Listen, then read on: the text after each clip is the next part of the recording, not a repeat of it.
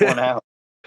So, gotta support the homies, you know what I'm saying? And now Sully does like crazy stuff. Like he's got that floating Sherlock that's kind of blown up for him and everything. And I'm super happy for him. He did the beer glasses with was that Widowmaker? Oh, I can't remember the brewery. Was it Widowmaker? I'm talking about, I think it's Widowmaker. Like super fucking dope. It's so cool to see him come up like that. So, well, shit. Basically, the way this ends up working, we're just gonna get really stoned, hang out, shoot the shit, and make a podcast.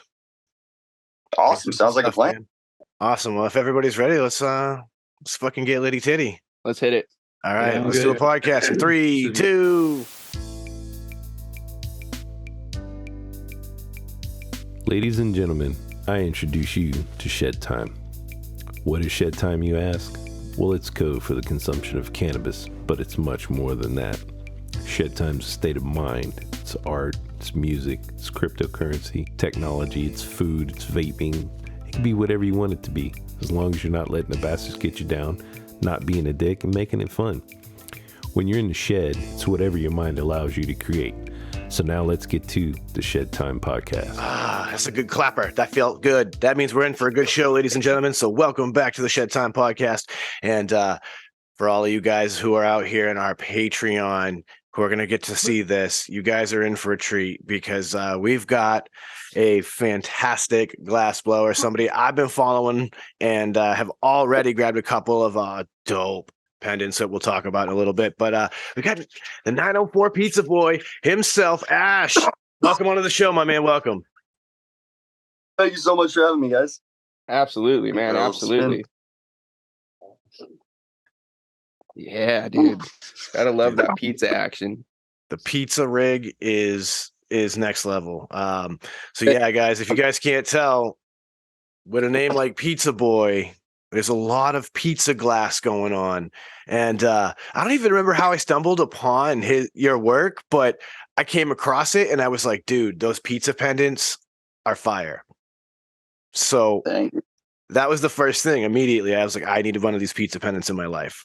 Scoop that up. And then, of course, most recently, what even sparked this whole conversation to get you on, I saw that you did this this stunning piece of work. I still got to get a cord so I can rep it proper. Yeah. But, dude, yes, the Wu-Tang pizza, bro. For our patrons who want to...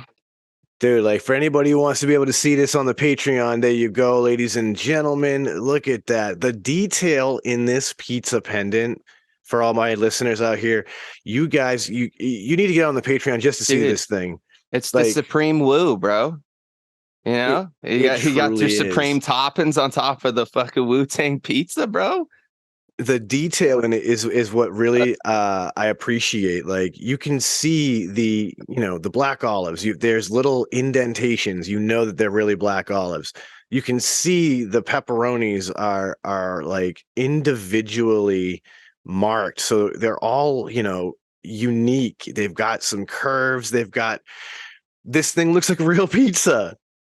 In glass. It's pretty fucking crazy. Like, let's be real. Like, it's pretty crazy. It's also very small.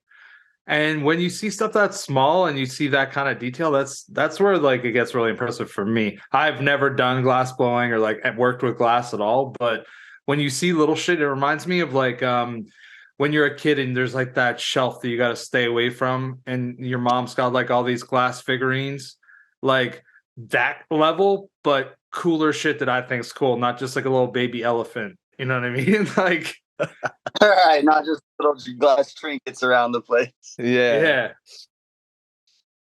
Oh, man. They're sick, dude. Hell yeah! Thank you guys.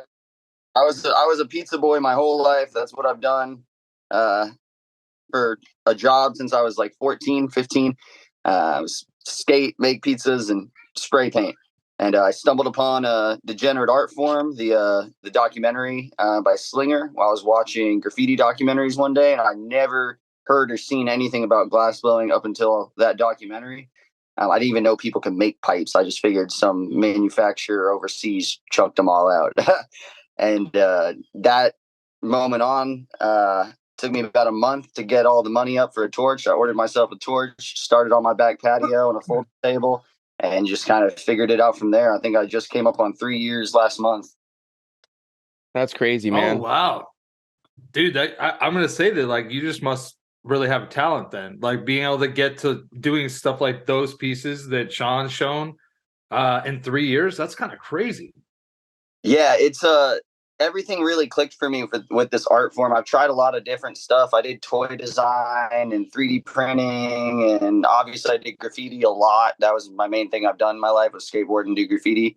And when I saw glass, I was like enamored with the idea that I could do one kickflip, one trick the right way, and that trick ends up being a piece with function when it's done, and it has a purpose, and people can touch it and they can use it. And once that kind of hit, and I had that, it's like, oh, that energy you get from seeing like somebody do a really clean transition when they're skateboarding, or when you're driving downtown and you see like a perfect piece up on the train as it goes by. It's like you kind of created something like that you can hold and like actually use every day. And that's what kind of started my obsession with it. And I quit my job and have been doing this ever since. Hell yeah, nice. dude. So you just like you're no longer pizza life. You're now just glass life. Yeah, absolutely. I think I quit. I was working at Mellow Mushroom when I started, and I was like part-time at a head shop. I bought the torch, and then within 3 weeks I figured out how to make glass straws, and I like called like Whole Foods, my local Whole Foods, and like 2 or 3 other like food chains. They're Whole Foods, kind of like organic based, and I got them to carry glass straws that I made. And so I was like, all right, if I can sell $200 worth of glass straws a week, I'll quit my job at the pizza place and keep doing that. And then I started doing farmers markets, and then still writing Pizza Boy for graffiti. Eventually everyone was like, all right, where's the pizza glass? Like, where's my pizza pipe? And that's when the community kind of, my followers demanded that I start making pizzas after a while.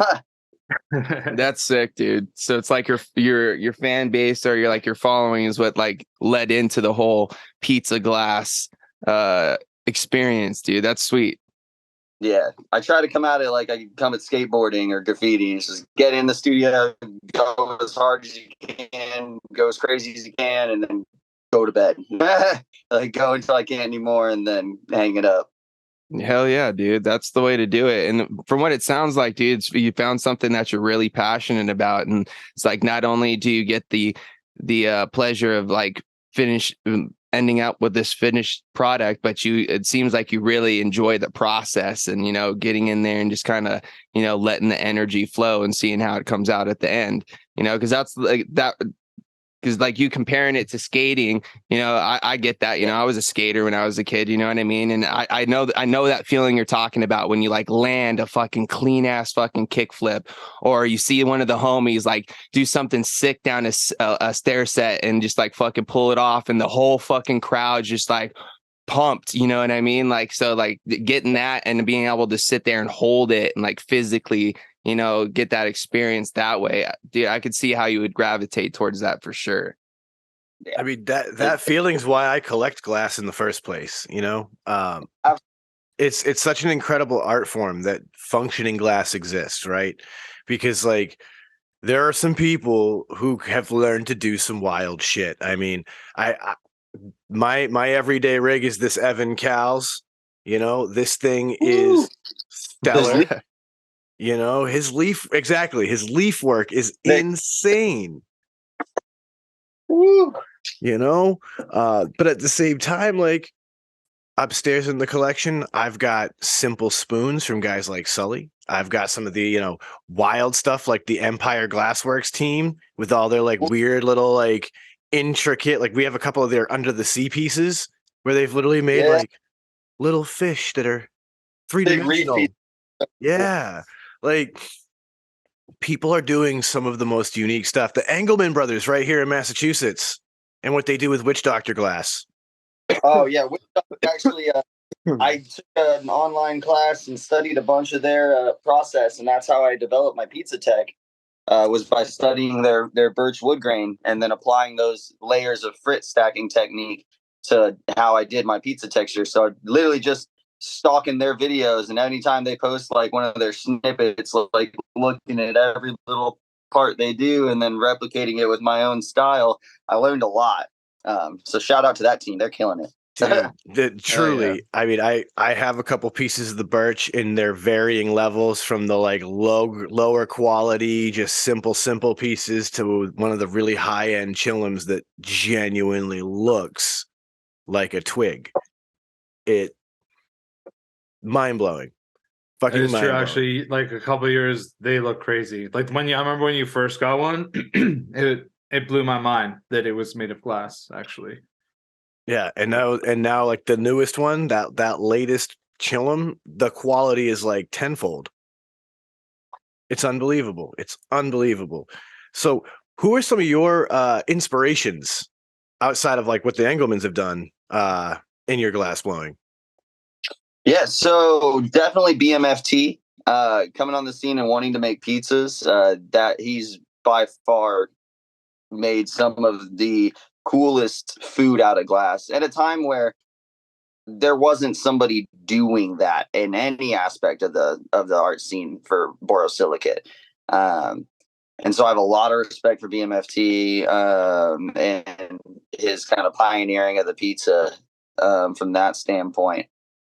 Outside of that, salt glass is a huge inspiration of mine when it comes to texture and detail. My olives are just salt glass the way that he does his suction cups. That's how I do my olives. I learned through watching his Torch Talk videos that you could use broken pieces of tools, like when you break graphite. Don't throw that away, because those broken parts of the graphite you can use to place a texture. And that's how I texture my pepperonis, to get all those little unique details on them. And so it's really just in the whole scenes, like my favorite artists are the ones that I've gravitated towards their work. And then by studying their work, I'm able to grow myself. So anytime I get a new piece from one of those artists, my ability to work as an artist grows as well, because I'm able to see how they do what they do by tactically touching it and looking at how the glass like is set in the connections and in the seals. So definitely BMFT, Salt, and Banjo. I've just had a lot of really positive experiences with him and his son Little Bear at the shows. From watching them melt live to hanging out and opening up Garbage Pail Kids cards like with them after the demos are done. That's one of my favorite families in the glass scene for sure. so in the glass scene, because like you're mentioning, multiple different people. Is it like pretty open? Like you can like slide in their DMs and be like, hey, like I'm working on this, like, or I'm having trouble with this, or like people open with that, or is it very like trade secret? Like I'm not going to tell this guy, because if I tell this guy, he's going to basically do it. And like, do you know what I mean? Like that Yeah, competition / like competitor vibe, or is it like people are pretty open? Protect what you've developed at the same time. And I feel like it really depends on a couple factors. This is a conversation we have a lot in my studio, especially with new people and art collectors coming through. And I feel like the first thing it has to do with is the level of the person being asked the question and the level of the person asking the question. So if you're not able to piece together hollow work yet and you want to approach one of those artists with a question and you just kind of have wonky marbles, they may not respond to you because you haven't put in the time to be able to understand. Like if they explained it to you, you wouldn't know how to do it because clearly you just haven't grasped the art form at that level, because of the amount of time it takes to truly just understand glass and how it moves. As far as like what you're asking, if it's like, oh, how do I do teeth or how do I do eyes, that's like somebody has a better chance of kind of wanting to explain that. If you approach, Joe P and you're like, how do I make honeycombs? His response is probably going to be, my classes are $1,500. Come and watch and I'll show you. And that's Okay. just certain point of capability, your exposure and the access to you gets smaller. And so with that window of excess and exposure closing, that's where people are like, oh, I can't get an answer. I don't know how to do this. And a lot of that has to do with getting yourself in the right rooms and in the right relationships to be closer to the artists you want to learn from. If I hadn't done the Champs Trade Show tour for 2 years straight, I would not have gotten to meet Banjo, Elbow, Joe P, GZ1, and build close relationships with other artists like Amorphous, Hood Rat, Um, it just really pushes in this scene to be involved physically, like going to the shows, getting in the room with these people. Then they'll answer pretty much any question you have at that point. Yeah, like if 'Cause you you're out there putting in the work, making the connections, like it kind of Building really the does open it relationships. up. Okay. Yeah. I've always felt like if I could manage to get there, even when I was like flying to Vegas with just the glass in my bag and money for dinner and like not even knowing I was going to stay that night, like I hopefully sell enough to get a hotel today kind of vibe. Like anytime I've gone there with that energy, the biggest people that could were the ones that made sure I had a successful time. So I feel like that gets seen a lot in the community. Yeah, because it shows you That's got good. you got the drive and the hunger. You know what I mean? Yeah. And you're putting the time in, and you're like, hey man, I'm running on my last little bit, but I'm about to make this shit happen. You know what I mean? Exactly. And that's where it lines up for me with the graffiti scene or the skateboarding scene. It's like, you want to learn how to skate like that guy? He's going to be downtown from 3 to 6 tearing it up. Yeah, Go you better find go him. down there and Go go hit find the him. spot, bro. And hopefully he's there. Yeah. Either You that gotta or hit you're the just spot. studying fucking video parts, bro. All right, how do you hit that set? All right, fucking watching that shit over and over and over again. Yep, start drilling. Exactly. Just like that. It's like any of those kind of creative scenes, right? Like real really does recognize real Yeah. at the end of the day, right? Like if you're just there because you want to try to, do it as a cash grab, people are going to see it. If you're there because you're really about the community and building on it and the art form and truly developing it as a craft, they're going to see that too. And I mean, that goes with everything, right? Whether it's skating, whether it's music, whatever it is, man. It's growing weed, you know? Which brings me to this question. What are you dabbing on right now? So right now I'm actually dabbing on some Galaxy Jars live resin. So I've got some London pound cake and some Pluto.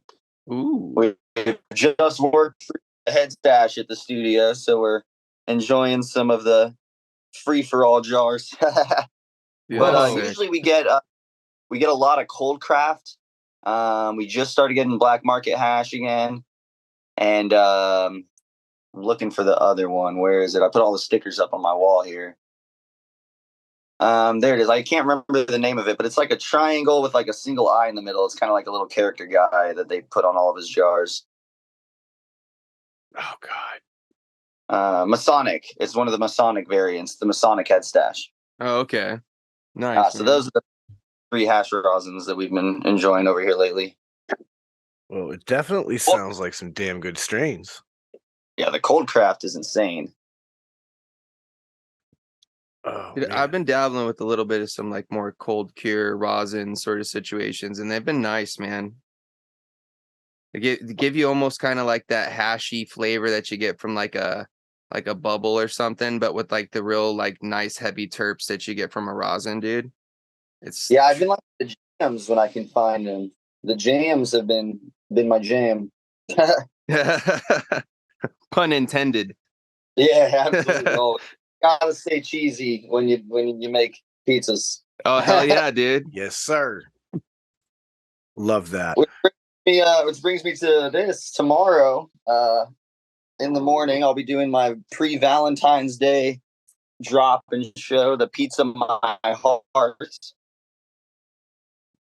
So I'll go ahead and show off a couple of those because I have not posted anything for the show yet. So we're gonna have some of these Pizza Heart pendants. Oh, nice. As well as a couple kind of like pink gold fumed collab pieces. So this is a color change in Sherlock with a That's big sick. old spring slice on the side. Yeah. And That's that's gonna change crazy too. Like, yeah, it's that's gonna dot look box and gold. It's gonna be a good one. I'm ready. Definitely had to stop myself from painting it out. You reach that point and it's like, dang, I can make stuff now. And you start to want to keep it all. It gets harder to sell it.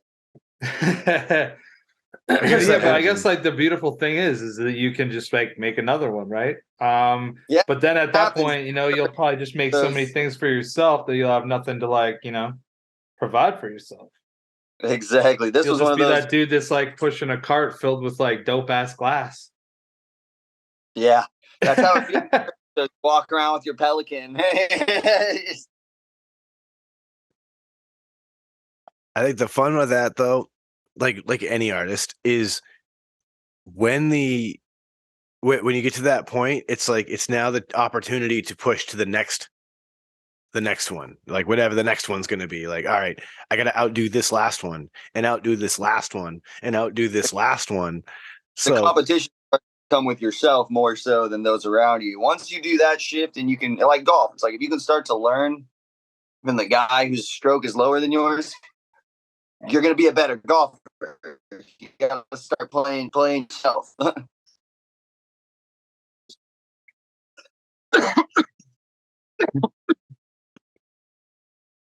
so what are some ideas, like projects that you've wanted to do but haven't figured out how to approach them yet? Like, are there like bongs or pipe designs that like you're like, I want to put my twist on it, but I just haven't figured out how I'm going to do it yet? Yeah, so I have I take a lot of inspiration from KGB, being in the food and doing donuts. A lot of the ways that he applies that texture and that aesthetic are applicable to my work as well. And same with like Lion's Glass is another good example where I could come at that. So I'd like to go take a few more milli making classes to learn a few more details on what colors can be worked in milli, what colors can't, before getting into this project, doing it all and having one color explode on the inside. But I'd like to take an approach similar to the Lion's Glass lemons, but create pizza milli that can be sliced and applied in that same technique. And then where he has the lemon rind is where I'll go in and apply my crust texture that has those dots on it.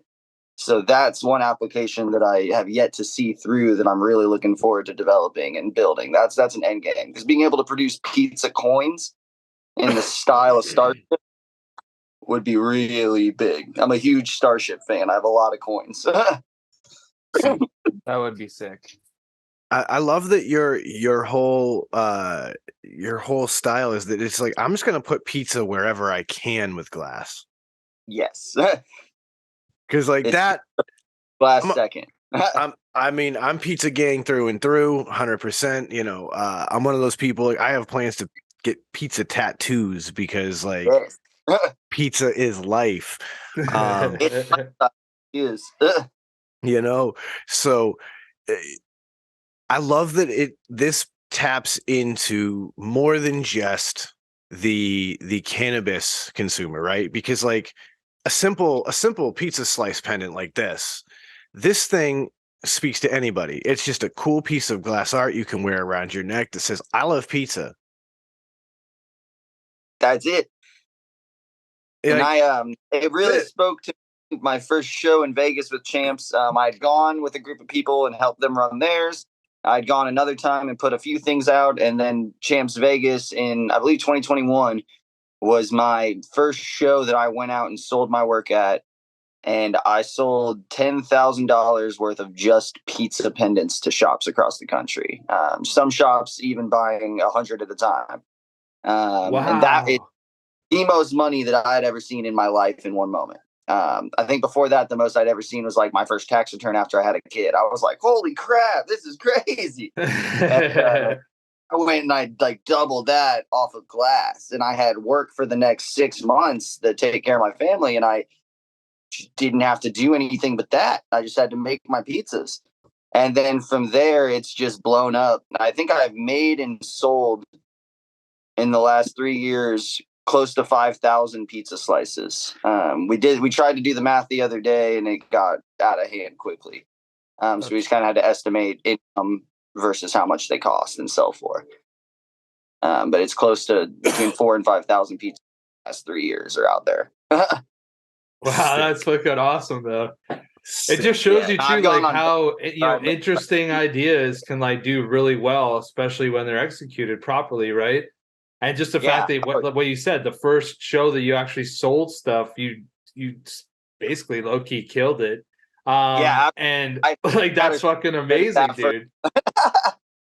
Like when that all happened, were you just like, I can't believe this is happening, or were you like, man, I like this is awesome, like I'm so excited, like, or was it a bit of everything? Like, was there a little bit of like you were like, oh my god, to also fucking right, let's go. So it sounds kind of sappy, but like my dad was a pastor, so like I grew up in the church heavy, like the mega church scene. Like my dad used to get up every Sunday and preach like 100,000 people plus, and so I was I was the classic preacher's kid, smoking, skating, not doing what I should have done at all in their eyes. And in the moment of that, like in the champs, and like when people started just like running over, and like the gravitation pulled, and like even the artists that I looked up to, like Rob Morrison and Elbow, are coming by my table and being like, "These pizzas are sweet." It was like the first time I felt that community feeling again since leaving the church as a kid. So like coming into the glass scene, like I took a lot of like personal responsibility for like how I felt and how I managed it, and like how I could be better for the scene, and like a little protective of it. Just coming from skateboarding and graffiti, you have to be, or someone's going to knock your head on. And so it was a really just the first time I felt like I belonged somewhere and was doing the right thing. And that's been kind of the spark of the addiction and chase. And like all I do is blow glass now. No, honestly, that's awesome. Like you're kind of like living that dream of a lot of people, right? A lot of people don't get opportunities to find something they love and they're passionate about, and they can actually provide a life for themselves. Like that's pretty awesome, really. It definitely it feels, especially with pizza theme, like it's something I've been not realizing I've been working towards, but working towards since I was, writing Pizza Boy at 14, 15 years old, and I'm 26 now. So to see like that spark of like, I know this is going to lead to something someday, and then to have that happen in graffiti, and then I started making stickers and started selling shirts and canvases, and then use that money to fund into a torch, and now it's turned into this entirely. I can't wait to see like where that's headed and how that's going to be in 10 years, because I never thought I'd be right here at this point. I mean, I'll tell you this. I do marketing for a living, Yeah. and your marketing writes itself. That's that. I mean, with your whole backstory of having grown up and working in pizza shops, being a graffiti writer, calling yourself Pizza Boy, like your marketing writes itself. And that's fucking great, because that's half your job's done. Your whole story is all you need. You just got to be like, yo, this is who I am. Yeah, that's where it starts. So it's real easy to maintain it. I don't have to try real hard to create this image, because the image I created is, who I am. It's how I see myself. I'm the fucking Pizza Boy. That's it, man. I love it. And like the fact that like you even have the pizza boxes for the glass. Yeah. Like that is exactly what I think is brilliant. The packaging that you send it out in is in pizza boxes? I think I have one right behind me. Hold on. Bro, what? If you get large packages. So they're the Pizza Planet boxes. These are all the unfolded ones. I print them and cut them and fold them myself. Dude, that's sick. And so they get delivered in these little Pizza Planet boxes for the shops. I package them like that for shows, and I do them wholesale, $200 a box. And I'll bring like 50 to 100 boxes boxed up with stickers and like, all that on the inside. I'll open a couple to display it. And then my thought process was, it's like the county fair, box them up and sell them. I did this for years. So as soon as I put pizzas in boxes, that show, I was like, holy crap, they just bought 10 boxes. Holy crap, this shop just bought 10 boxes. And then all of a sudden I had to be like, you guys have to pick your two up the last day, because I have to display something. And this is halfway through day 2 of a 4-day show. Or I'm going to go home or go start drinking. And so I had to just start taking orders, and I was just taking, they wanted 2 boxes. They wanted 2 boxes. And from there, it just blew up overnight, really, for me. It's incredible. It's fucking awesome, sick, though. dude. No, thank you congratulations, bro. Like, good for you. Like, I don't go on Instagram very often, but Sean's been talking about your work for a fucking minute, and I'm actually super happy to hear that this is how you got there, like because you're obviously doing everything right and you're winning, which is crazy, right? Most people think that you're supposed to be like cutthroat and do all sorts of shady deals, but like now you're just proving that you can go out there, hard work, and passion can get you somewhere. I fucking love it. It's very uplifting, honestly. Yeah, absolutely. It, That's it's why it, it's most of I inspirational for want to sure. blow glass.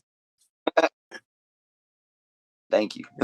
Okay, so I actually have a question just about like your past, right? Like not like your childhood necessarily, but what made you get into graffiti? Like I understand, you're saying that you were a religious family growing up, but like I went to church and like I didn't do graffiti. So like what got you into graffiti?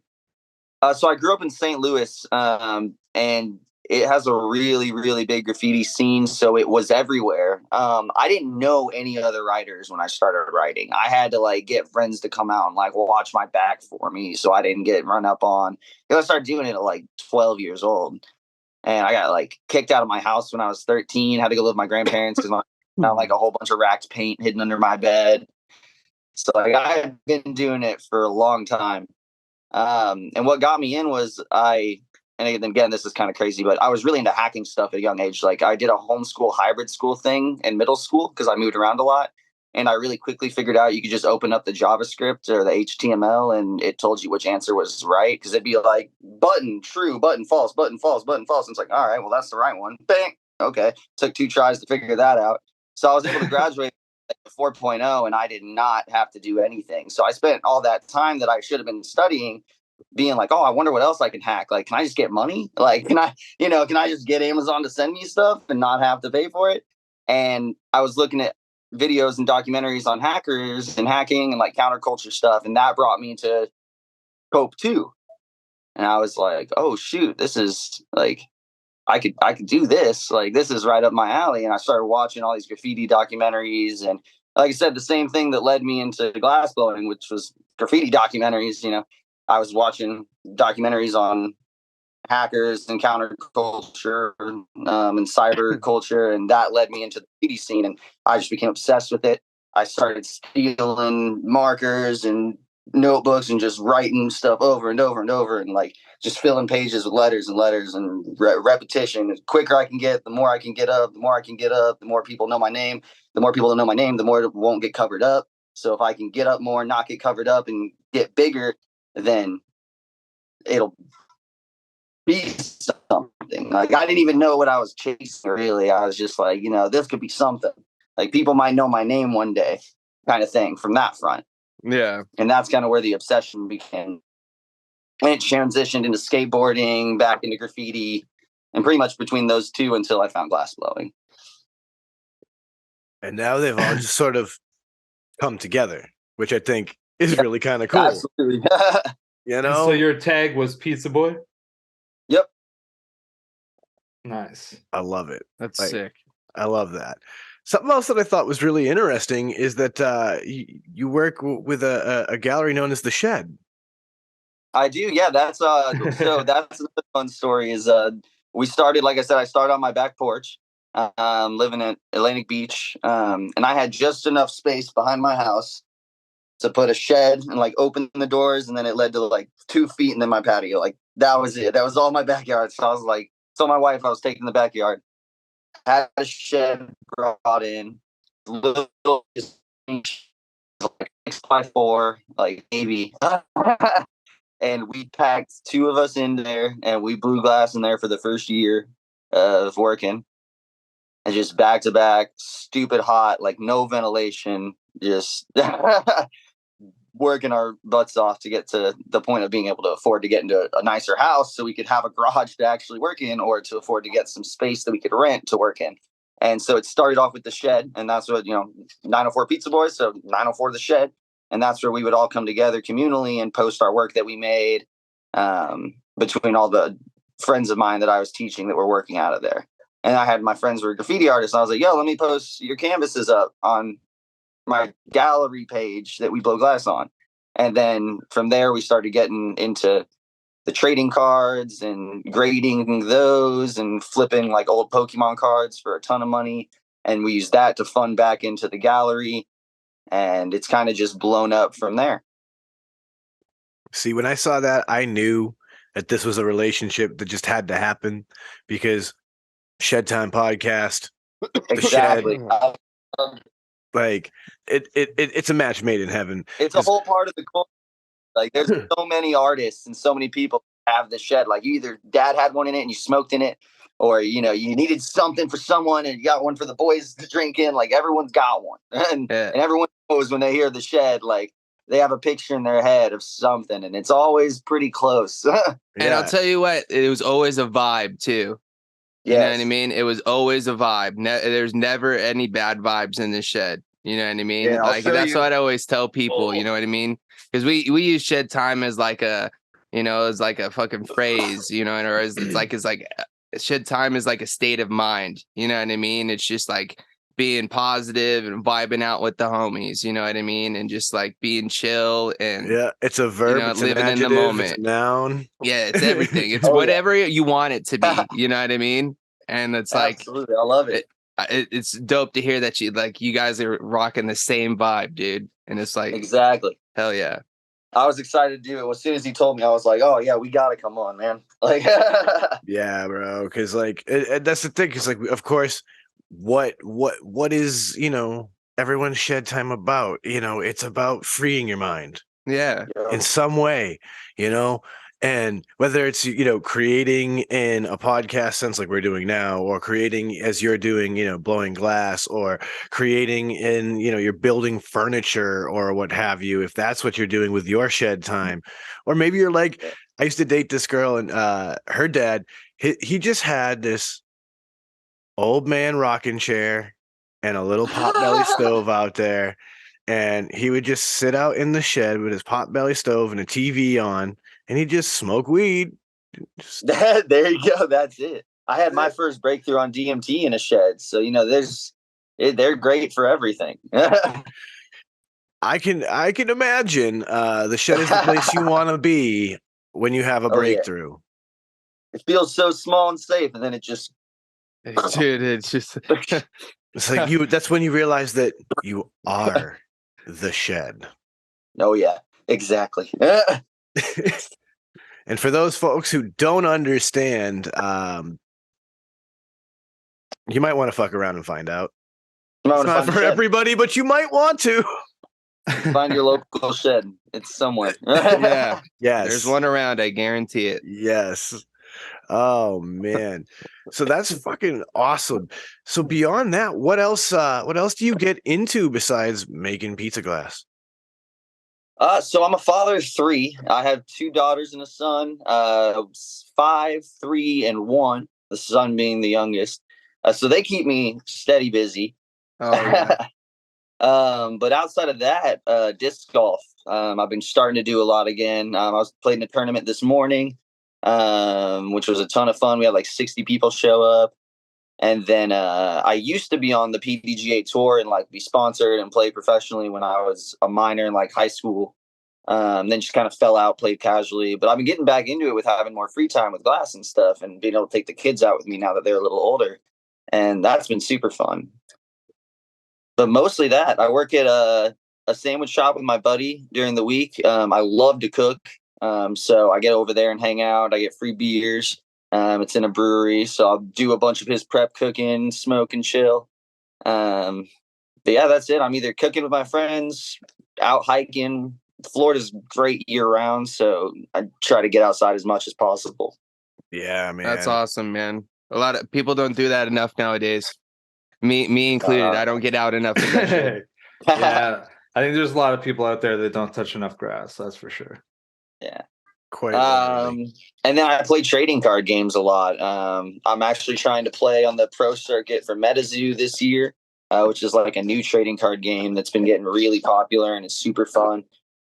And then I used to play Magic the Gathering competitively and like travel around and play. I actually pay my rent by going up for like Friday night magics and clearing house, like taking home all the winnings, opening the cards, selling them back to the shop, and then like bringing home the money I would have got. Instead, like I just wouldn't keep the merch. I just sell it all back once I opened it. And I got lucky a few times and hit a couple $100 cards. So you're guaranteed to come home with like $200 to $400 if you win. Now that's Dude, an that's interesting. magic hustling right there. Yeah. Yeah. Like for anybody out there And it was listening, always maybe like you did the Blue same. Control Dude. Index, like some really cheesy left field bullshit, just so I could win. Dude, get I home miss quick. going to the card shop and playing Magic, bro. That was something we used to do out here when I was like high school and stuff like that. We would fucking. There's actually a card shop down the street from the fucking high school. It's called the Dragon's Den, bro. Ooh. Yeah, Dragon's Den. You go. They had a couple tables set up to where you could fucking get down on whatever card game you wanted. And, on the other side, they had a couple TVs with a couple old school consoles that you can get down on. And then, of course, they had the couple displays with like fucking all the new packs, all the new decks. Like we always go in there and just fucking. Do Huh? they do the tabletop war games? Oh yeah, they do it all of them. They Yeah. had like a separate room with like the fucking HeroScape set up on one, and then like dude, it was pretty legit, bro. We'd go there after school every day, bro, and get down. So would you have to like pay in these competitions?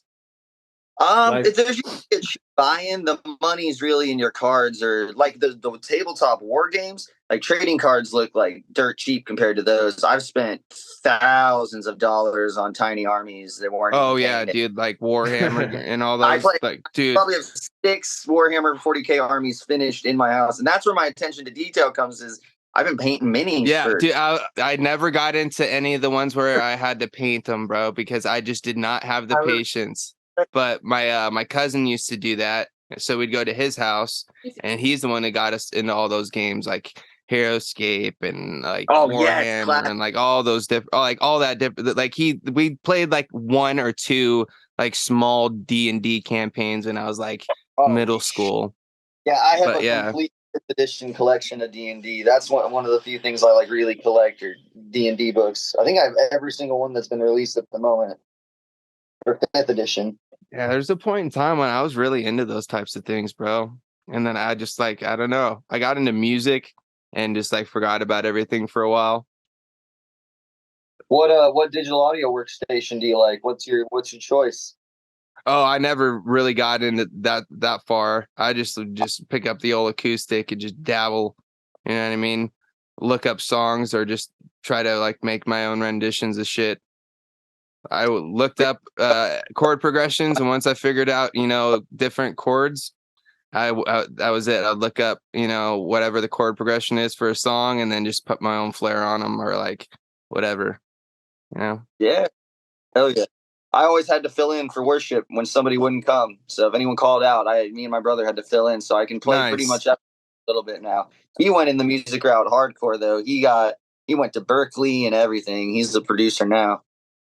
No kidding. So the music runs in the family too. That's sick. Dude, it just seems like art, like the arts are just like big in the fam. That's sick. Yeah, and the technical stuff too. My younger brother is a computer designer at one of like the bigger companies. They just did work for like one of the Stranger Things cast members. It's called Overkill PCs and computers. And my younger brother, he's like 17. He hasn't even graduated yet, and he's like been there paid intern for like a year, and he's about to go full time as soon as he graduates high school. He's gonna be making like $40,000 a year building computers like 2 blocks from his house. That's I don't know what I would have done if I had that hookup, and I would have gotten hammered. Yeah, I've been getting fucked up, dude. Yeah, no so shit. When you were doing like all your graffiti work, did you ever end up like going to jail or like getting busted and paying fines or anything like that? Like I feel like that's like a guarantee. I came really close a lot of times. That's if you get caught, bro. Yeah, so you never once got caught? Oh yeah, I've gotten away and homies have gotten caught several times. I'll dip. I'll jump over cars that are moving. I'll try to like slide across. I'll do anything to get that guy off. He's like, I'm out, bro. Dogs, and I literally got a sewer drain up, dropped in it as the dogs like got on top, and I got away. I was like 16. I tried to like slide it into the grate and like was just too big to fit. Was able to get my knee under and pop the top thing off so I could get it up with my hands, and then climbed in right as they got like right on top of me. It was the scariest chase I've ever had. They're big dogs. I was in like Indianapolis. They didn't give a shit. All over graffiti. Jeez. and All of the graffiti trespassing. is Like, mostly trespassing, probably. you So know, did you do like a lot of graffiti when you're in St. Louis, and then like when you got to Florida, that you kind of like slowed down on all that? And that's like what time? What is your time frame? So like, because I remember you saying that you grew up in St. Louis, but now you live in Florida. And was like when you kind of stopped doing graffiti was when you started doing like glass work. So I haven't ever really stopped, if I'm being honest. I've just always done it with other stuff. But the difference I'd say was like when I was in St. Louis, it was all I did. So like I would be like falling asleep in class and like falling asleep on the bus, and then like as soon as lights would go out in my parents' room, I'm like busting out my back door and I'm like coming back like when after my dad leaves at 5:30 before my mom wakes up at 6, like I'm sneaking in. So at that time, that was like probably from like 14 to like 17. At least every other night, I was just out doing something, bombing something, trying to get paint. Um, then we moved to Indianapolis, and I had to go a little further to do city stuff, but we were 2 miles from the largest train junction in America. So that got real easy to be like, I'm going to go in broad daylight. Bro, trains, bro. Train spots are the sickest, bro. Because I did. That was one of the things I used to love about because there's a few spots that the homies used to go hit, and I used to love watching just train cars, bro. Because you get to see shit from all over. You know what I mean? It'd be like local shit mixed in with shit from like the next state. It's super cool. And that's something that graffiti has, like glass, that like you don't really get outside of clothing and music, which is collabs. Graffiti is one of the few art forms that sees that as well. And I feel like the best collabs in glass are from graffiti artists like Rhino and Hoobs, and they both started in the graffiti scene. Slinger and I knew from the graffiti scene, which is why Degenerate Art Form ended up showing up. Which I can't give enough love to that film. If you guys haven't seen that, anybody on the podcast, please go look that up tonight. It's free to watch on YouTube. yeah. And what's it called? Sorry, degenerative art form. Degenerate art form. Okay. It's a fantastic piece, and it really does give you a deep dive into the culture. Yeah, it was very cool for me to be able to see and look up and study all the little background movements of these artists, and then in 2 years find myself, hanging out with these guys after shows, or being at shows next to these guys set up. It was really something that's special. I'd say about glass is that we're still really in our only third or fourth generation of American glass artists, from Bob Snodgrass to me. I mean, I'd probably say third or fourth. I didn't have a teacher, but the people that I learned from, like I've worked in Jason Harris's studio in Las Vegas. So Jason learned from Bob, and I got to learn from Jason, watching him and being around him so much through Champs, that puts me in like the kind of like third American generation, fourth American generation, which I take a lot of pride in, because it's, still so early on in the scene that to be able to even say that is a huge pride of mine. 100%. I mean, sure, dude. It's been in the last probably 30 years now of glass blowing as a pipe form. There's been huge leaps and bounds in Insane techniques. Huge. In color alone. Without the color companies, we would not be able to execute the techniques we have, for sure. So shouts out to Glass Alchemy, North Star, Troutman. 100%. Yeah. I mean, Thank you. These UV glasses, things like that, like that stuff still blows my mind. That like glow in the dark's one thing, but to have something that if I'm under a specific type of light, it looks a completely different color than when I'm outdoors. Yeah. Like, hell is insane. And the science behind it is really cool, because it just has to do with the metals that are used to make the color and the way that light reflects back through it. So if it didn't have the ability like glass does to reflect light through itself, those qualities would never be seen. There's some natural stones that contain those same same minerals that have that reflective quality, and they're actually CFL naturally. I forget the name of it, but it's like this aquamarine, and you can take it and it shifts from blue to purple just like a potion or a pastel potion does. It's amazing. I love where the technology has taken it.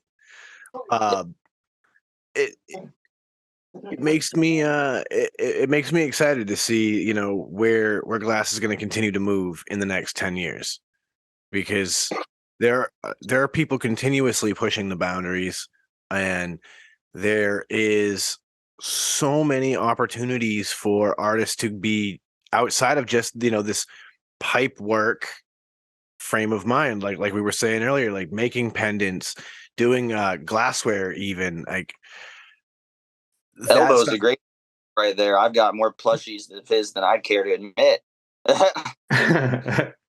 And it's just I came from the toy world into the glass world, and to see him showing up on all these like Clutter and, you know, all these designer toy sales people that I've seen produce like Cause pieces and Vandal pieces, are now putting out a toy that was molded from a glass bong that he made, is a huge deal. Like that's a huge deal to have those two worlds collide, because people think glass is really expensive and glass is like crazy price when they get into the collector side of it. The smart toy game's insane. This is like a $1,200 Cause toy, and this did not take a single person like these sets of work personally. And the art, that's what just is the art. that? So it's a Cause. It's a Cause companion toy. Cause is a graffiti artist that designs toys as well. Street art mostly now. They're very popular. And this is one of the pieces. There's just different it's styles. Really a production. And so to see Elbow toys showing up on the same art platform as Cause toys just means that this whole new market that didn't know we existed now have a direct pipeline into the culture.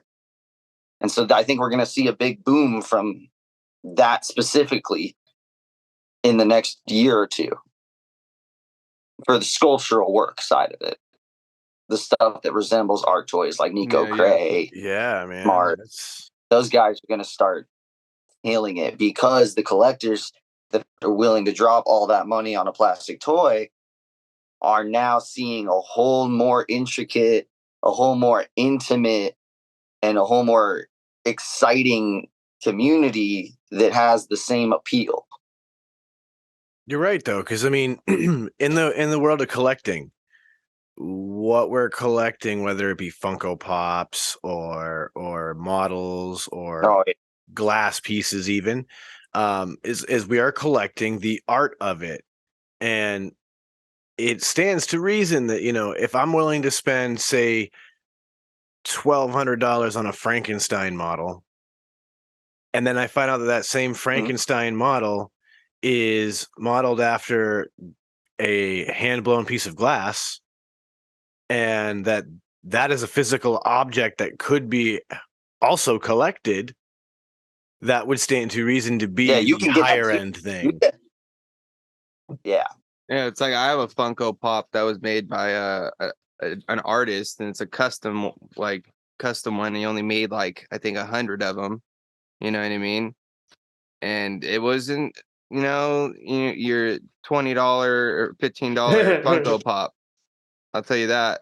I'm working. It was worth Funko every Pops. penny, bro, because that thing is sick as fuck, and there's only probably 100 other people in the world that got it, and I got one of them, and that shit's dope as fuck. It's Tommy Oliver, the Green Power Ranger, fucking holding his morph out, unmorphed, sick as fuck, and that shit's even worth more now, unfortunately.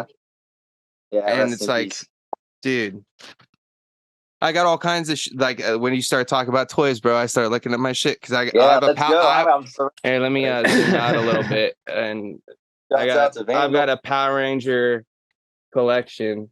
There's some of my Funkos and shit just up on the top shelf there, and then I've got a bookshelf over on the side just with a bunch of other shit. Here we go. I've got the whole top of the shed is lined with Pokemon and Simpsons Funkos. Yeah, dude. Whoa. all the way around. And then the desk is just straight 3D printed toys, stuff that didn't quite make the cut, random Funkos. Hell yeah, The call- dude. See, I dig that because my Funko collection is almost entirely Simpsons, and then Yes. I've got a whole bunch of Crow collectibles. Oh, Because I was a little goth kid growing up, and Brandon Lee's The Crow was just one of those favorite movies.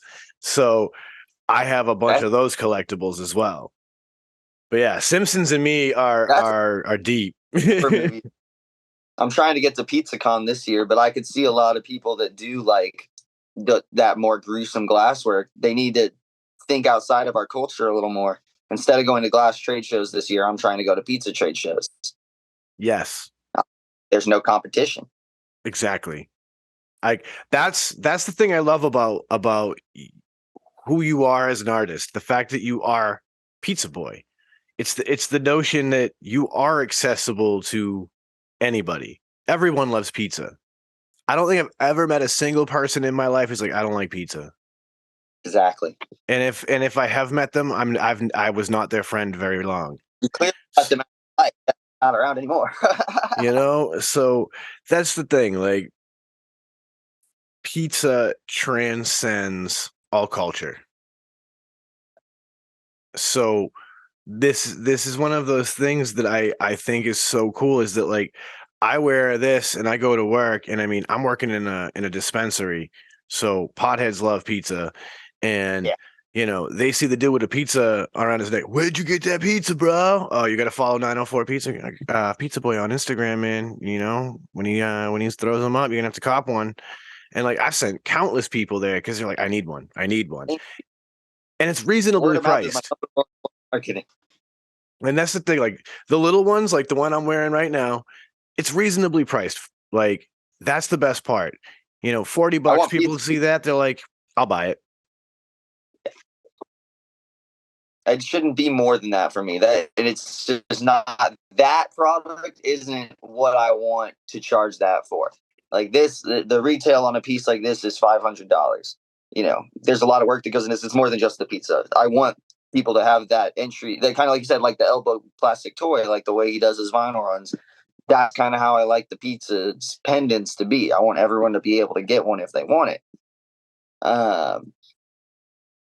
But yeah, it just, like you said, it kind of just, there's so many people and so many families that when you work pizza, like when you really work pizza and you feed your family and you know that at the end of the day, no matter how bad of a night you had, no matter what's in your fridge at home, you can bring home a pizza. Like you're always going to eat. And that's something that, like, as a kid, that, like I said, I constantly was getting kicked out and coming home, getting kicked out for graffiti or one thing or the other. That was something that was my solace. I could always go eat at work. Why wouldn't I want to deliver pizzas? I can smoke, I can skate out back, go paint whenever I want, and I can, always eat. I'm never going to be hungry. And there's a lot of people that take a lot of pride in that. It's a really, it's an intimate thing. And so that kind of, I put a lot of that into my work too. And like, that's why the pricing on those stays where it is I want that pizza to be for the people.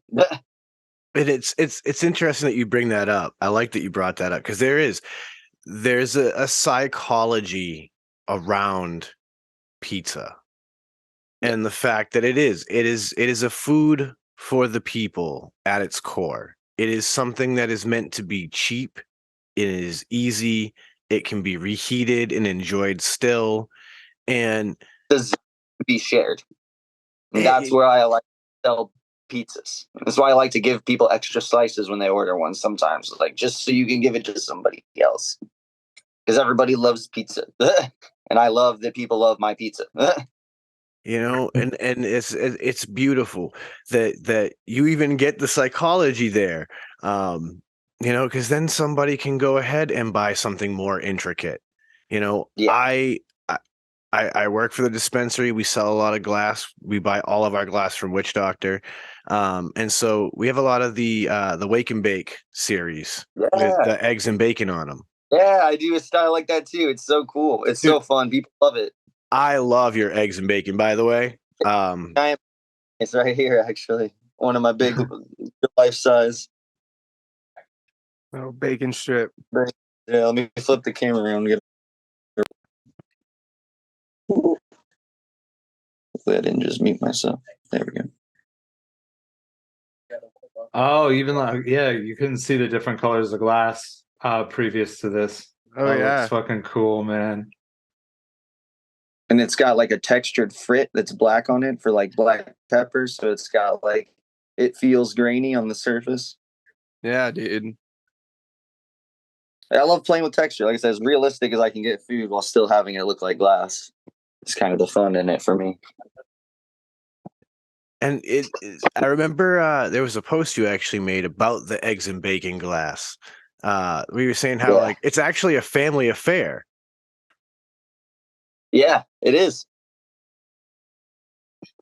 And I think that's really cool that you actually incorporate your family into the process of making these.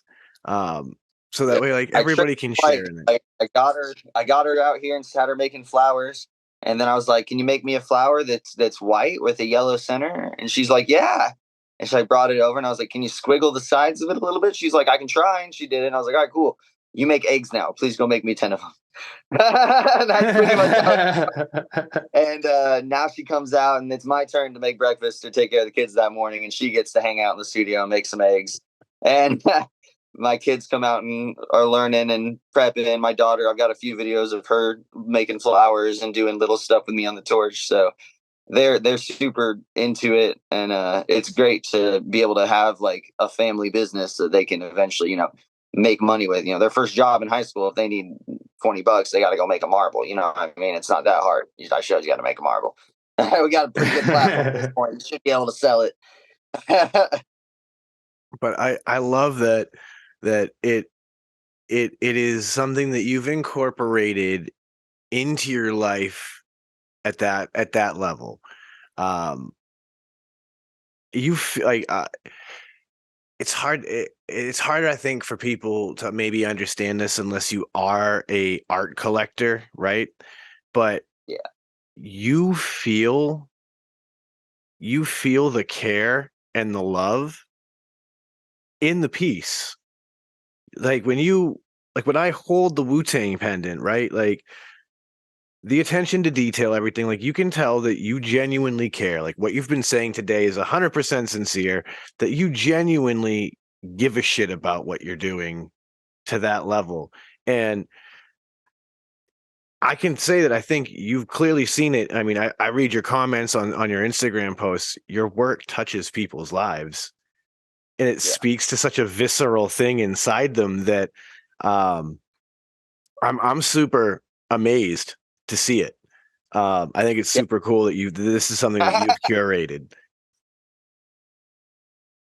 It's definitely mind blowing.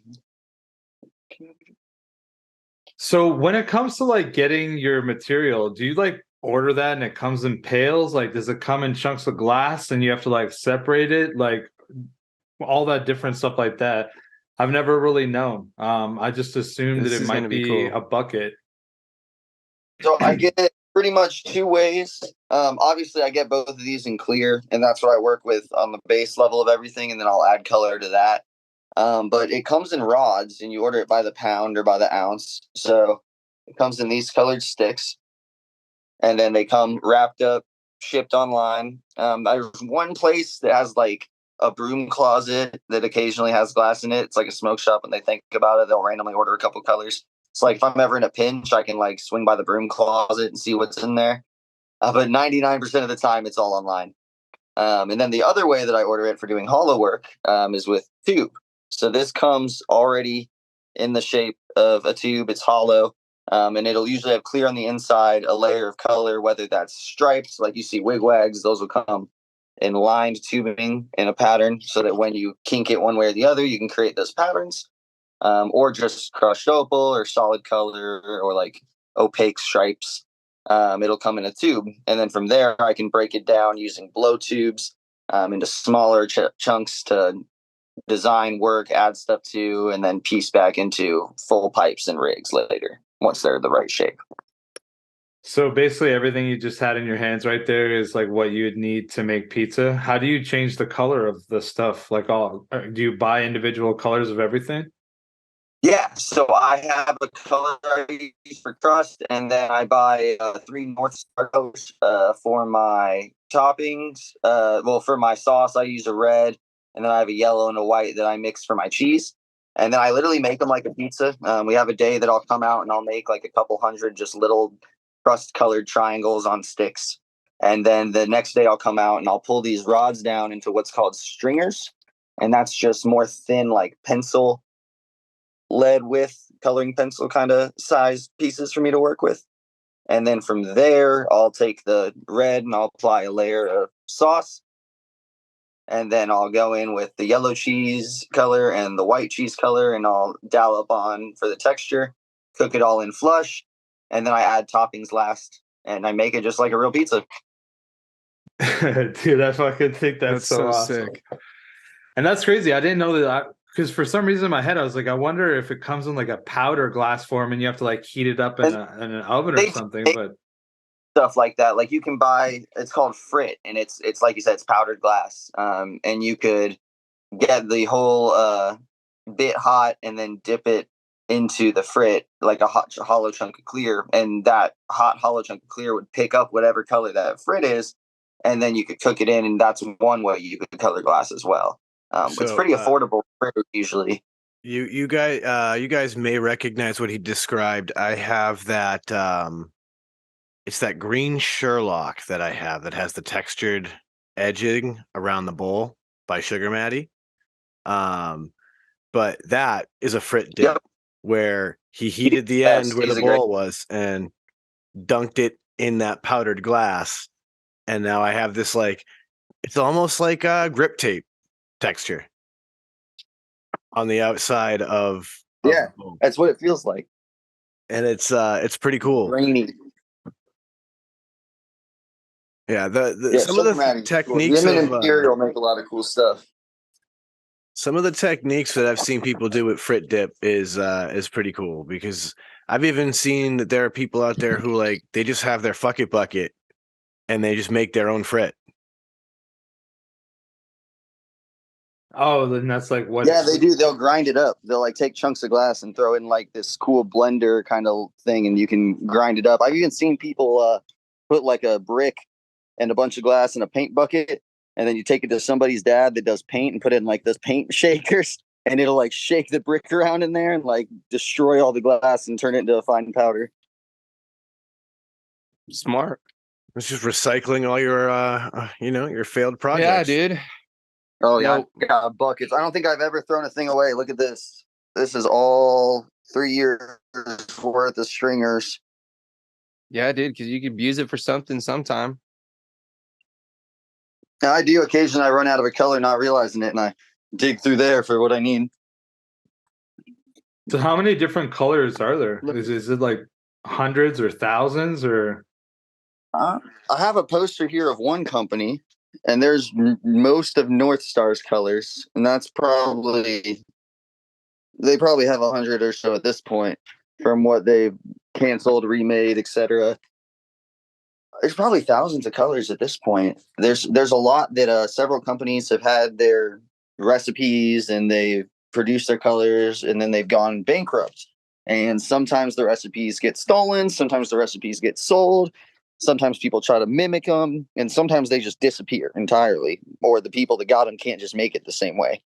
So with some glasses, you'll find a lot of, like, Illuminati is a perfect example. It's like $200 a pound, $300 a pound, and it's just not legally allowed to be produced because of the content of the uranium was really high and it was dangerous to work with or questionable.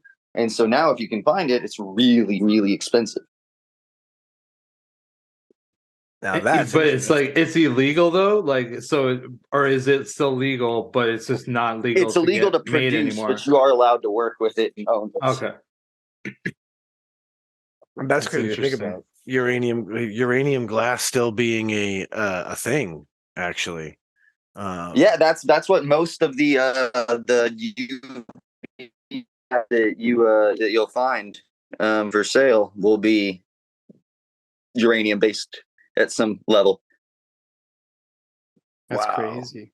Yeah, Because I mean, you when you like, if you just Google uranium glass for people listening, and you're curious about the idea, like you'll often come up with like some historical stuff about green glass. Yeah, you can find some still like at Goodwill. You can find like a yellow tint to some glass if you ever see it, like old China looking stuff. Grab it, take it home, hit it with a black light. It might be And if vintage so, that uranium shit's glass. actually worth some money. It is. Yeah. I Goodwill hunt for it a lot with my kids. They Yeah, love dude. it. Trying to build up a little UVT party set. There you go. Oh man, now that could make for some fun photos of glasswork with the antique Oh yeah, glasswork. The it's glasswork, great to use as a background. the glasswork makes me wonder though.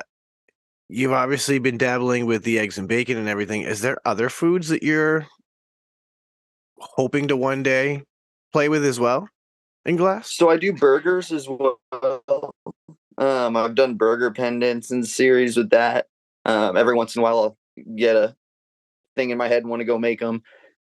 Besides that, it's been mostly breakfast stuff. I just did like a project for a local food truck where they want some nacho chips dipped in cheese. So those are up on my page now. It's like a local nacho truck. And then I'm planning probably March to do a Waffle House theme drop and do a bunch of like graffiti and canvas pieces that are like Pizza Boy and the Waffle House sign instead. And like do like a parody piece with that, and then do a bunch of like drippy waffle pendants, wake and bake pipes, the bacon dabbers, some egg sets. I think that's going to be my next like themed drop that I do after You know what would Valentine's be Day. pretty cool that like I feel like you could probably pull off would be doing a cinnamon roll. Oh, I've never thought to try a cinnamon roll. That would be cool. Like a cinnamon roll. You could do like the fucking frosting on top. Yeah, Like that'd be dude. pretty fucking wild. I think that'd be crazy. Yeah, those Even put a desserts little look bit sweet of fun. cinnamon on top of like the frosting or something just for that added effect. Like that could be crazy. Yeah, I did a dessert pizzas for a little while. Oh, that's cool too, actually. I've only ever done one dessert pizza, and I like What, in your life? Yeah, like ever in my life, and I liked I've only it. ever had it at Pizza Hut. Yeah, Pizza Hut's good. There's like a local like CC style chain that we used to go to called Pizza Street, and they would do like apple, like baked apple, cinnamon, like pie topped pizzas, and those were super good. Oh, That's that how the sounds one I fire. tried was. That's how Pizza Hut is up here. Anyways, there's like apple and there's also cherry. Ooh, Cherry's good. And it's just like The their apple's my normal favorite. crust, and then there's like icing, whatever, and then there's a bit of brown sugar on them. They're actually pretty good. well, I'm glad that's where this is going That's because really it is a tradition around here that we always seem to end up on food at the end of the show, and we are getting closer to the end of the show now, and so it does make me want to ask this question. You mentioned that you love to cook. What are some of the things you love cooking? We're in Florida, real close to the beach, so seafood is obviously huge. I like to grill. So we'll do like big bushels of like oysters. My kids love raw oysters, so we do that a lot. And then I'll grill up some like fresh catch. We get a lot of like mahi, swordfish when I can get it. We have really good fresh guys out here. Being so close to the beach, like I said, Mayport's right around the corner, so you can literally go and roll up and pick what was caught today or yesterday. Mm-hmm. Outside of that, like big steaks, like Yeah, like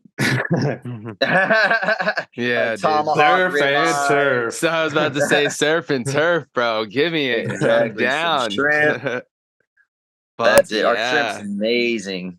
Okay, so let me ask you this: how are you? Are you like one of those like diehard like steak guys where you've got like a certain method that you got to do and it's like by the book, or is it just like you throw it on there and as it goes, you let it do its thing, or like how are my you about your standard is the letter Kenny way. 5, don't overwork it. S&P. Yeah, there you go. Keep it simple, a little salt, little pepper, 5 on one side, 5 on the other, bada bing, bada boom. I like it.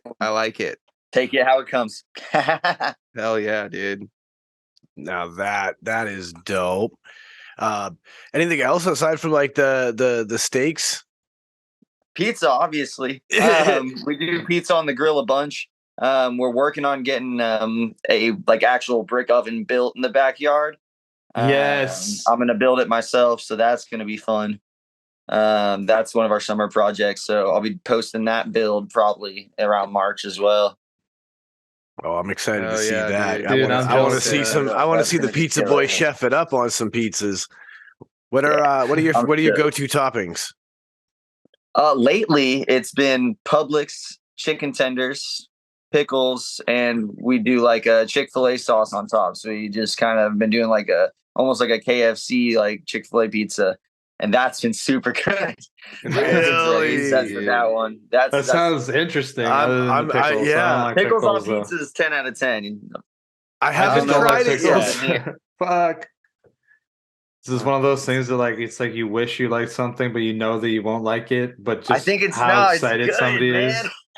No, but I just don't like pickles at all. He's I so hate against there pickles, you bro. go. It's not even Dude, funny, dude. see, pickles on pizza inspires me for another idea immediately. Cheeseburger pizza would be fire. Cheeseburger pizza is super good. We have a couple places that do that. It's like hamburger, like meat, and then they do like a spin of ketchup, a spin of mustard, and then pickle like relish all on top. Yeah, that'd be fire. I want to do a Cubano pizza. I've done that working at the Cuban restaurant. 10 out of 10, dude. Same style. Just you use the Swiss down first. You lay up all like the meats, the pork, the ham, and the salami, and then do another layer of Swiss. Spin it off with the Cuban sauce right on top, like they do the ranch buffalo pizzas, and then just fat pickle slaps at the end. Oh, dude, yes, that sounds amazing. Like, so are we talking cold pickle? Oh yeah, You gotta throw put the it cold on at the pick- end. Yeah, Otherwise, it just turns to mush. It'll literally yeah, dude. disintegrate. Hot pickles or no? Yeah, you don't. No, do that. no. Because like that's the I thing, feel like right? you Don't throw even, in like, the put it sauce back on in, after like, oh, too, I'll warm right? it up. Like no. I feel like you throw the sauce on after too, right? It's like you bake Yeah. it, and then you The sauce it, pickle it after, right? serve it. Yeah, that's what exactly. I Can't vibe cook with that that. stuff on it. Yeah, Just because goes Yeah. the cold pickle against the hot melted cheese and everything. Dude, it's the That I can- temperature / texture difference. Yeah. I vibe with it. That Yeah, I You can guys are see. literally giving me nightmare fuel. Oh I man, want it. I'm He's into He's this. just crying in the corner. Yeah, did that. He's For like, real, I'm dude. out, bro.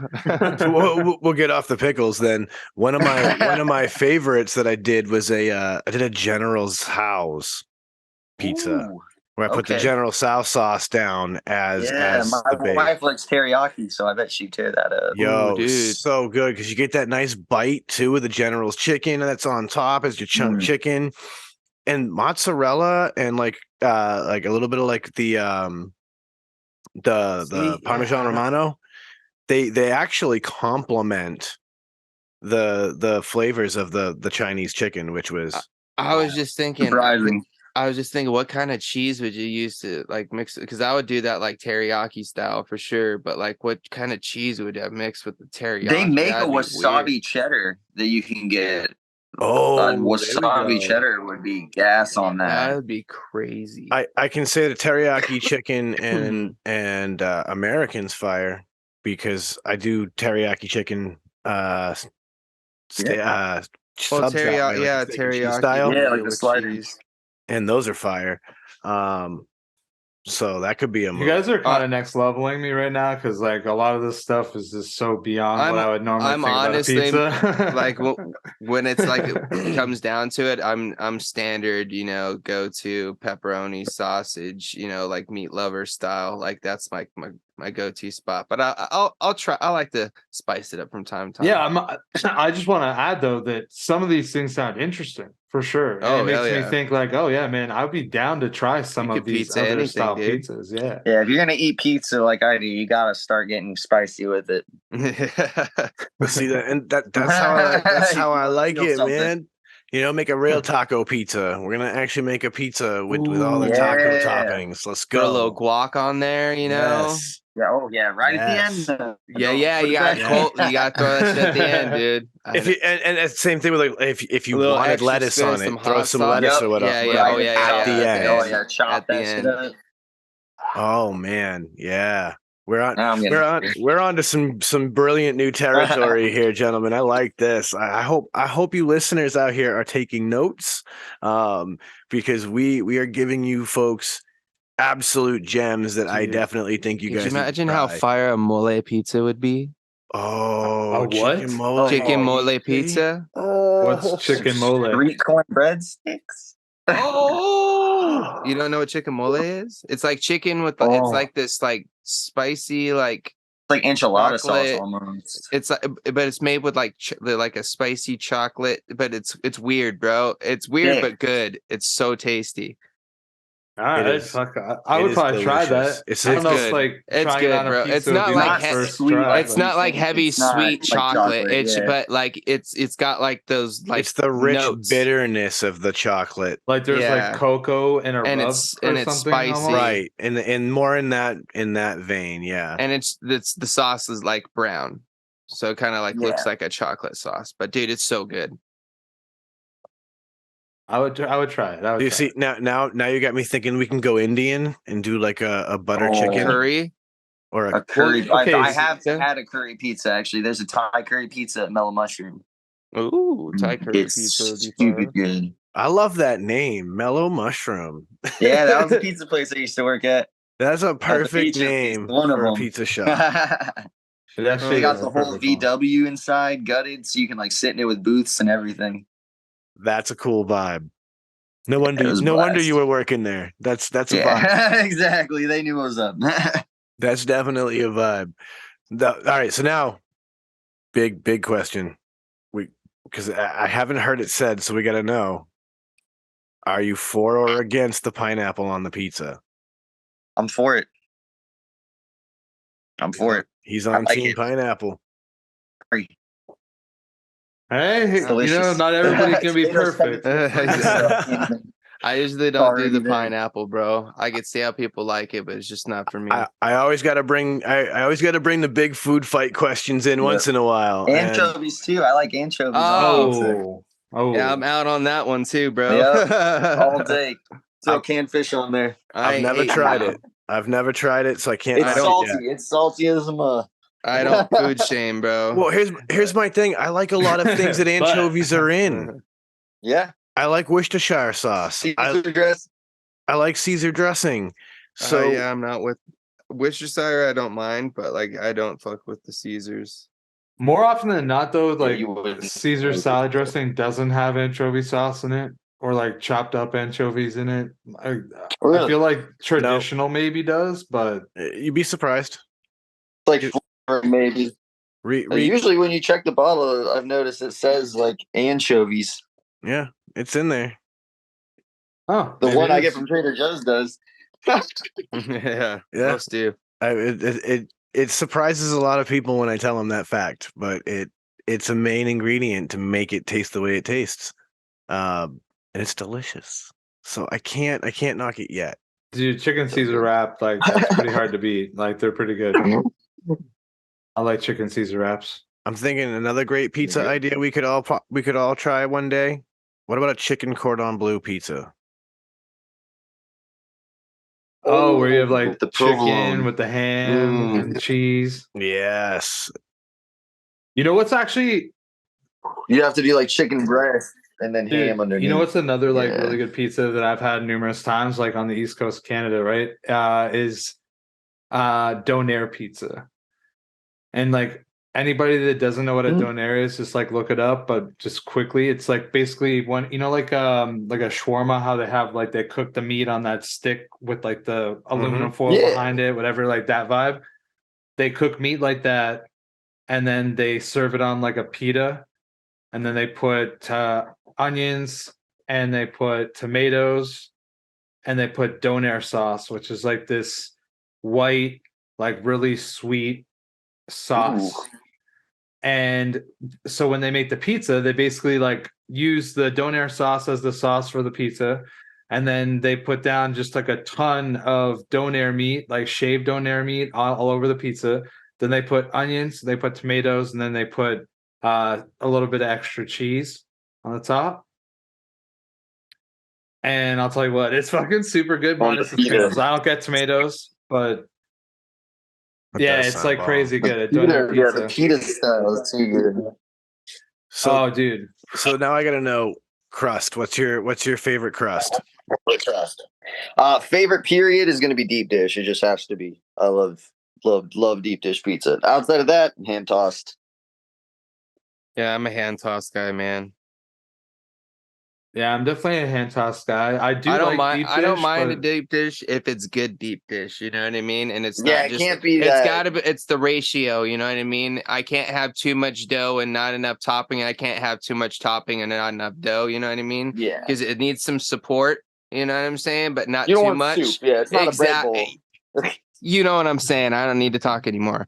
See, Yeah. yeah, you don't like Chicago style pizza because like Yeah, their shit it's- is like That's this what- thick. it's fucking- ridiculous. see Like that's Detroit, like though. I was gonna say Detroit. Detroit, I'll am, fuck with. I'm so in Yeah, love that- with Or, Detroit you know style what? lately. Even Ohio, Ohio Oh, yeah. Valley pizza, like what we get over at Still Valley when we're out there. That stuff's not too shabby either. No, it is actually pretty good. We It is gotta actually pretty we good. gotta get you boys up here to try the classic quintessential Boston bar pizza with the heavy Ooh. lacing on the outside, because you basically get hand tossed and the deep dish edge at the same time. It's fat. I just like love the curb. pizza, bro. Give me Yeah, pizza. dude. Basically, all these pizzas minus the Chicago one, and even the Chicago one, I would still eat it. I'm not. gonna be I'm not "Nah." against it, but Like a it's just Chicago like. pizza with pickles. Ah. Yeah, no. He's like, it's already soggy enough. There's anchovies and pickles. Like I'm Oh, out. I'm out. Swimming in it. Yeah. Dude, I'm hungry. I as shit can't now. fully hate a Chicago deep dish only because the only Chicago deep dish I've ever eaten was an Uno's, and I can't judge them as real. Chain. Yeah, you can't judge the Unos. It's not bad. One day, if I'm ever in Chicago, I'll eat a real Chicago deep dish from like the little mom and pop joint on the block Yep. with the greasy fucking floor, Wet. and then I'll know that I You got gotta wear your galoshes. the real deal. Yeah. Like that's like in Boston when you go to the North End, they always tell you like you got to go, hit oh shit, Pizzeria Regina.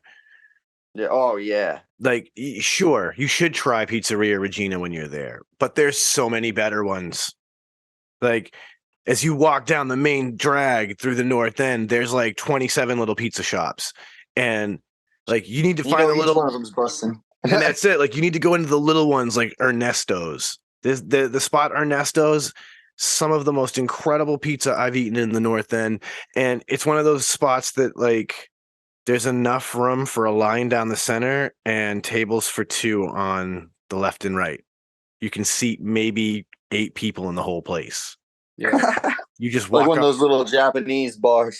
Yeah, you just walk up, you order pizza, and then you get the fuck out because there's barely any room to sit. And they've got a line out the door all the damn time, and it's all the locals all night. And it's like those are the people I want to eat from. That's like they got a bakery, 24-hour Yeah, bakery. exactly. 2 a.m. you can roll in and get a cannoli.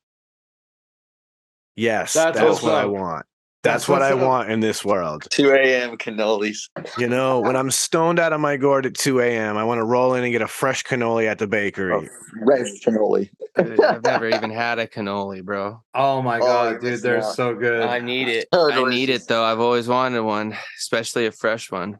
I'll take it. Yeah, they're fucking super good, man. These people are baking cannoli every day. Like, let's go. All day, Dude, every day. shout out to all the 24-hour bakery slash Yeah, hot oh my tables. gosh. Like that's what I'm saying. All right, since we're on the bakery thing, where are we sitting on donuts, bro? Are you a heavy donut guy?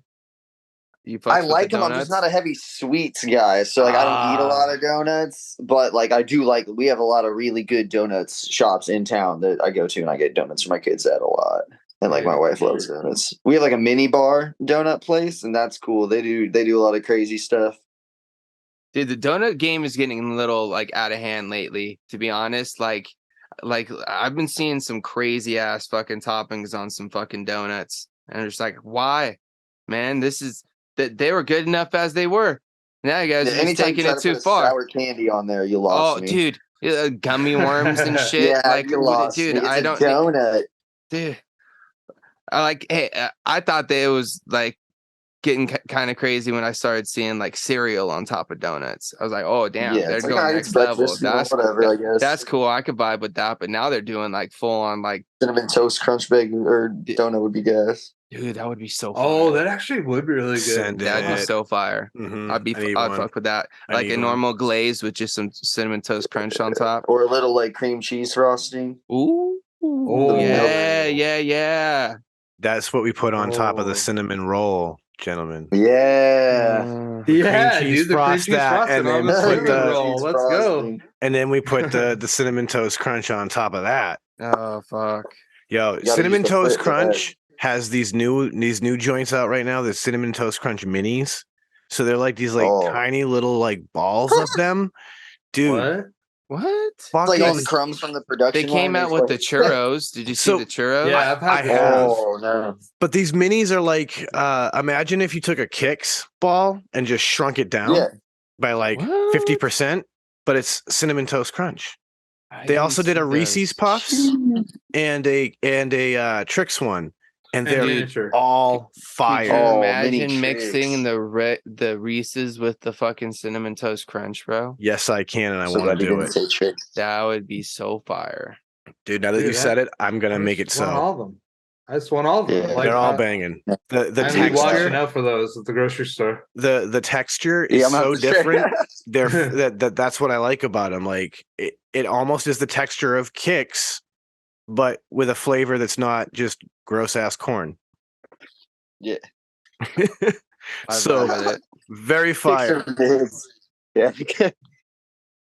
So there's your pro tip, ladies and gentlemen. Go get you some fire cereal today and start your day the fulfilling way with breakfast cereal. With cereal.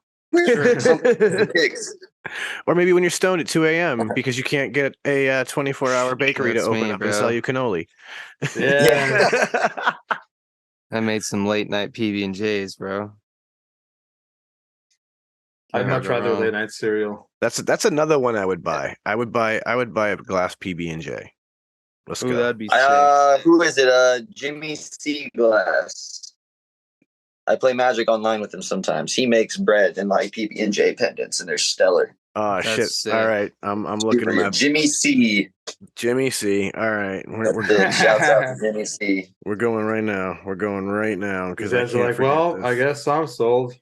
They're really cool. They're really hard to get your hands on, but they're pretty cool. You might be able to find one at like Planet Caravan or Pinkies. Yep.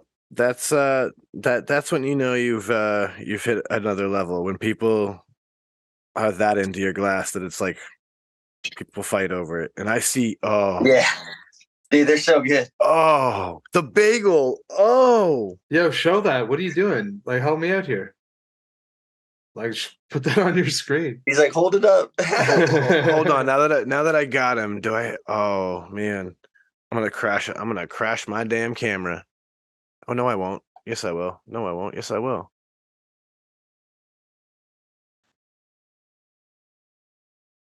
I want to see this. Shout out to our Nice. viewers. We're gonna crash my camera here in just a second. Probably. Maybe. Maybe not. Maybe not. The harmony. Helps if I could type right now. Denver. Recreational. Oh, you can't type? No, I'm just trying to type fast, so I'm not typing well.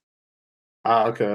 I can't wait to see this. PB and J's. You see, is a bagel too. What? Yo, that I just looked at a bagel one that just blew my mind. So yeah. Dude, even just like a Danish, that'd be cool. Like a fruit-filled Danish. It's like the white drizzle. Big ol' like hand icing pie, on yeah. top. There was a bagel, there was like a baguette. I was like, dude, this is killing it. Someone make me a honey bun, dude, and that'd be sick. Oh, honey bun would be sweet. Right? Dripping icing. Exactly. Just fucking glazed up. Oh, that'd be so dope. That would actually be pretty cool. I guess like there's like a lot of cool shit. Like if you could do like a creamsicle with like a bite out of it, that'd be crazy. Oh, dude, My buddy's yeah, done popsicles too. that would be kind of dope, actually. So here we go. I always do like bomb pops for the 4th of July. I'll make like a run of bomb pop pendants. Oh, or that's pipes. cool. Hell That's yeah. cool. It's always fun, like summer drop.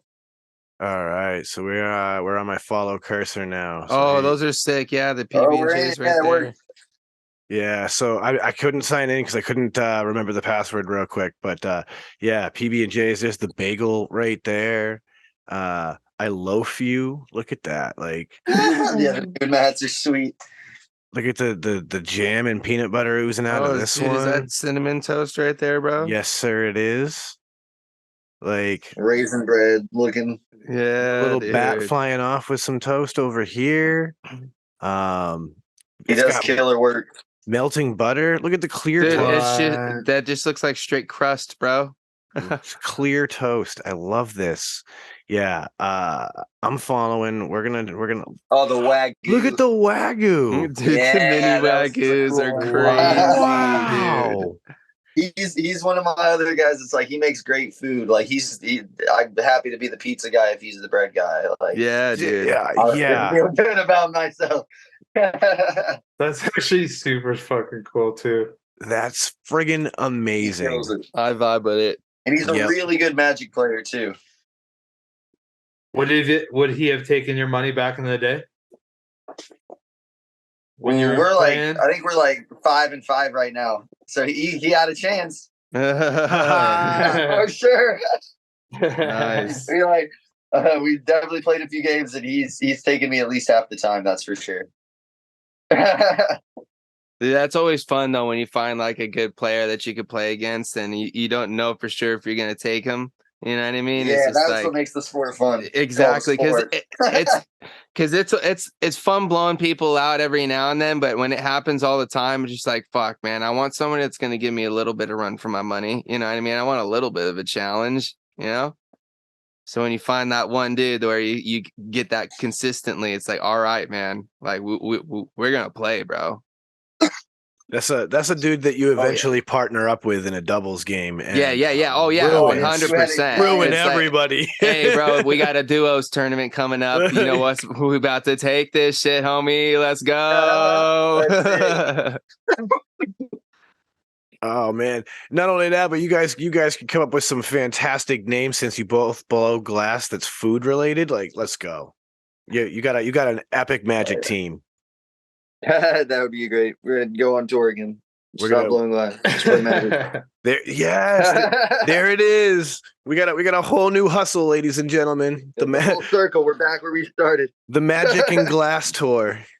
Bro, Oh, that would man. be sick. That would be sweet. Actually, host tournaments at these shows, like as you travel. Yeah, dude. Somebody started doing like Magic cards and turning the monsters on them into rigs. I can't remember who it was, but I just saw it. He like traded it for a bunch of old Magic cards, and I was like, "Damn, That's sweet." crazy. Dude, unbelievable. Well, folks, we are coming down to the end of the wire here. So, ladies and gentlemen, I want to thank everybody for tuning in. But first and foremost, I want to thank you, Ash, for joining us and just kicking it with us. This is your turn to go ahead and plug everything so that everybody listening knows where to find you. Yeah, awesome. Thank you guys so much for having me. Instagram and pretty much everything is going to be 904 Pizza Boy. And then our studio and our shop page is going to be 904 The Shed. And feel free to DM me on either page if you have any questions or glass. I often have more than I'm able to post. So best way to get a hold of me is just shoot me a message or ask what's available, and I'll reach out, send you some pictures, and we'll figure out what you like. Hell yeah, dude. There it is, ladies and gentlemen. Get you some pizza glass. If you guys have been listening and you've been thinking, man, this sounds dope. Trust me, go see the man's Instagram, see the work. You won't regret it. You'll want some pizza glass. It's more than just functional smokewear. Like I've been saying, you can get the pendants and rep Pizza Gang for life because we're everywhere. So let's go. With that, Uncle Chris, go ahead. That's it. I just want to say, first of all, Ash, thanks, man. Honestly, I had a great time. Hearing your story, hearing like your passion for everything you're doing right now. It's one of those things that's really uplifting. Like it makes me feel like, there are definitely still people out there that are like living their dreams. So fucking good on you. And as for everybody listening, hopefully you guys enjoyed it too. Maybe you guys have something that you've been wanting to do or you're passionate about and like there's something holding you back, and maybe an episode like today will just let you be, hey, you know what? I could maybe turn this into something too. So don't let your dreams be dreams, people. But as for myself, of course, you can check me out on KBTV's YouTube channel on Tuesday nights for Mixing It Up at 8 o'clock Eastern Standard Time. And on Friday nights on Frank Shankel Vapor's YouTube channel, you can catch me on the Green Room. And then, of course, go to shedtimepodcast.com. Just check it all out. And that's it for me. So everybody be safe and live your best life. Frames. Hell yeah. Ash, once again, I'm pretty much going to echo what Chris said. It was awesome having you on, dude. Good vibes, good conversation. It's cool hearing like how you came about getting to, where you're at now, and just, the story's definitely inspirational for those people that have something that they're passionate about. It just shows that, if you put the work in and you drive and you just, keep that passion alive, you never know what can happen, dude. You could be, making pizzas for all kinds of people all over the place now. You know what I mean? So definitely don't let those dreams be dreams, and go check out the dude's stuff, man. He makes some great artwork. And with that, of course, keep tuning in. Give us some 5-star reviews on any of the podcasting platforms. Let the people know what you guys think about the show, because that helps us out, helps us pop up and, the algorithms and stuff like that, and helps us grow and lets the shed grow. You know what I'm saying? So definitely do that. And of course, you can check us out on Friday, like Chris said, over on my YouTube channel for the Green Room. If you guys want some more vape-oriented content, you go check that out. Other than that, we'll be here in the shed doing the damn thing as always. So I'm going to send out all those positive vibes, crisp high fives. Don't forget to tell someone you love them. And don't forget, a little dab or bag will do ya. Sean. Oh, yeah. So one last time, ladies and gentlemen, 904 Pizza Boy, go check him out. Instagram, see the work, support the brother, because I'm telling you, you won't be disappointed. With a man with this drive, these are the kind of people we all want to align with, right? So, good people doing good work. Go out there and support them. And I hope you guys go check it out. So big thank you, Ash. Big thank you to all the listeners out there. You guys really are awesome. Shout out to the patrons, you guys.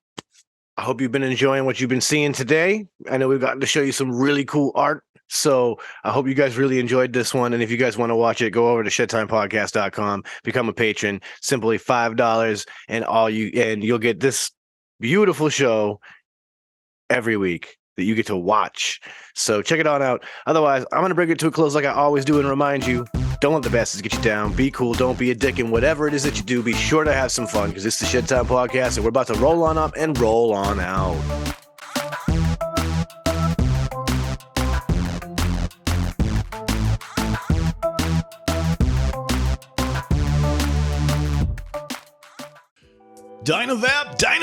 Dynavap. Looking to cut the cord on your dry herb vape?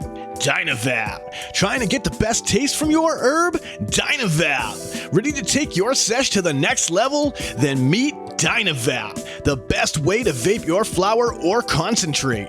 Concentrates? That's right, your flower or hash can be vaped using Dynavap. Check out Dynavap.com to learn more. That's Dynavap.com. Lose the ash? Dynavap.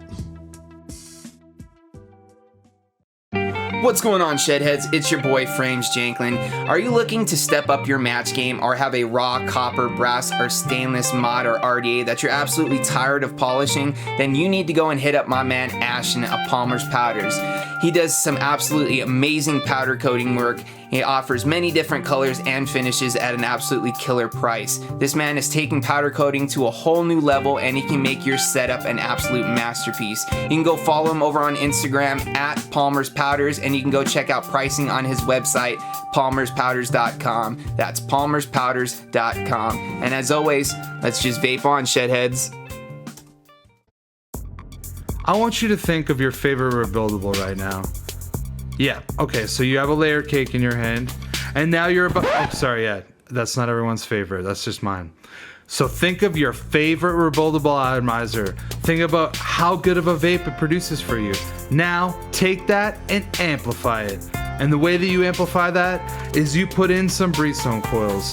Breezestone coils are handcrafted in Adelaide, Australia. They're made from some of the finest quality wire that you can get. I believe it's wire Buddha. You take those coils, you take them out of that phenomenal packaging that clearly shows how much care that Adam puts on the quality of his coils and the insurance that you get them in good shape. You put them in that favorite RDA, and guess what? You have coils that now sing better than Celine Dion. Go check out Breezestone coils. You can find them on localvape.com and also steelvalleyvapors.com. Solid.